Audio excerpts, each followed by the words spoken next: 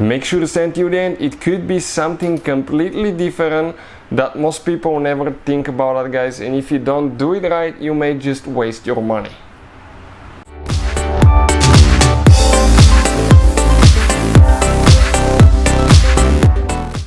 Hey guys, welcome back to Auto Repair, guys. Thank you guys for watching and subscribing to the channel. Today will be super helpful video to any of you having a Dodge Challenger, guys. And if you need to remove or replace camshaft position actuator on bank 1, sensor 2, guys, actuator 2, stay with us. We'll explain how to do that, where it's located. If you have a code related to that, you actually have 4 camshaft position actuators, also known as phasers as well. And you may just replace the wrong one if you don't know which one you're doing, guys. So all that will be covered in this video today. Also, we'll be talking about testing the actuators and where you can buy a new one for a really good price and quick shipping as well. So let's start on it now. So before we start, let me tell you a little bit about us. Every single car we get here at the garage, guys, we try to make at least 200 to 300 free repair videos. Why we do that? Because our mission in the shop is to save you as much money as we can. Oh, and in return, please subscribe to the channel and like the video.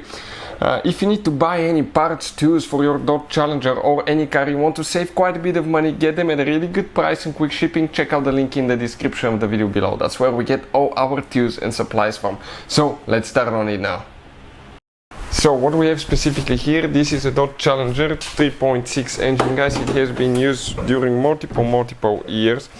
And it's super easy engine. We'll be taking everything apart, the whole engine will be taken apart, transmission, the whole car practically. We'll have hundreds of videos. So if you want to see any specific videos, you have problems with Dodge Challenger, leave a comment below. That way we'll get an idea and we'll try to make a video once we get a little bit of time, guys. So if you look on your engine now, okay, looking at your engine right here, okay, check it out. You have camshaft actuator right here, also known as phaser. 2 on this cylinder here, 2 on that one. So these 2 are right here. This is known as bank 1, guys. So imagine, okay, we need to do one at a time. So we can access this one pretty easily without removing anything. But imagine, guys, okay, your engine, you have 2 cylinder heads. The engine treats that as almost like 2 separate engines. So the left side is bank 1. But how do you know, okay, which one is actuator 1 and actuator 2? Actuator 1 is on the intake side. The intake manifold is between the V. The exhaust side is right here, that's the exhaust manifold. So sensor 2 will be always on the exhaust side. So bank 1, sensor 2, it's that one right here. But how you guys replace that thing? Make sure the engine is cool because everything will be really hot. Careful, stay away from the radiator fan, and I will even recommend to disconnect the car battery when you do that.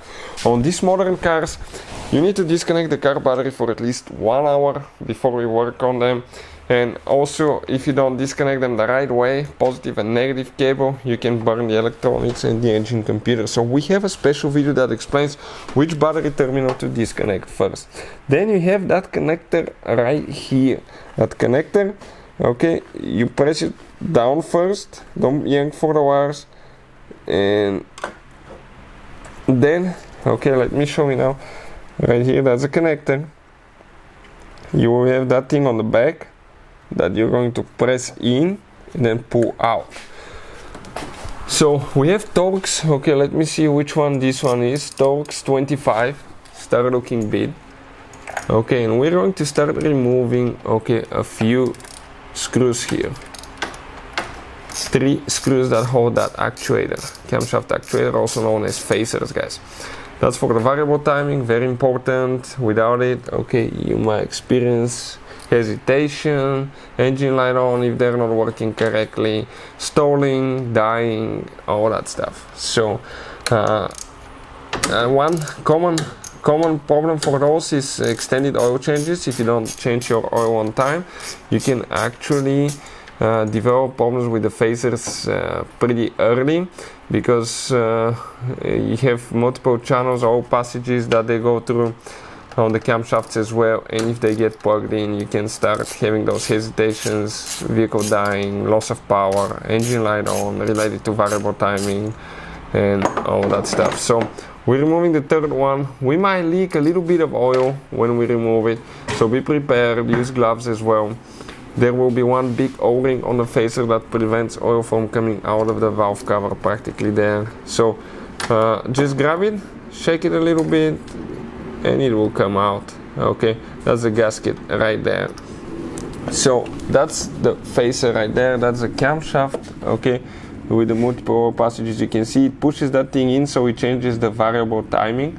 Okay, make sure you don't contaminate anything here.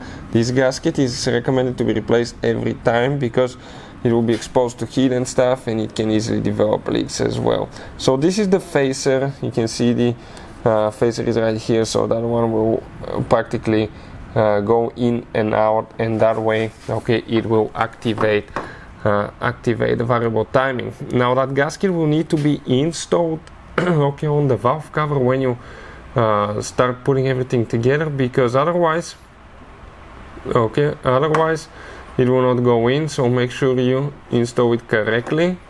Okay, then you can install the phaser. If you want to see how to test a camshaft actuator phaser, we'll have the video on the channel how to test camshaft variable timing camshaft actuator on Dodge, so check it out. It will be on the channel. It will teach you how to do that. Hopefully the video will be helpful. Thank you for watching. See you next time.